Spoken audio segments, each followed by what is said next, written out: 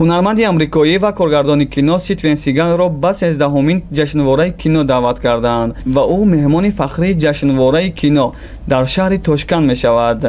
дар ин бора ташкилкунандагони кинофорум хабар доданд. дар доираи ин ҷашнвора Стивен Сигал барои синамогарони ҷавон дарсҳои ҳунарӣ ва коргардонӣ мегузаронад. Вай ҳамчунин аз Самарқанд дидан ва дар маросими ифтитоҳи кинотеатри ФЕМИЛИ ПАРК иштирок мекунад. ёдовар мешавем ки ҷашнвораи байналмилалии филмҳои Тошканд ки бо номи ҷашнвораи байналмилалии филмҳои Осиё, Африқо ва Амрикои Лотинӣ ҳам машҳур аст, қаблан ҳам дар замони шӯравӣ ва ҳам дар солҳои истиқлоли Ӯзбекистон дар ин кишвар баргузор мешуд. қарор дар бораи асаргирии ҷашнвораи киноро президенти Ӯзбекистон Шавкат Мирзиёев дар моҳи июни соли 2021 қабул кард.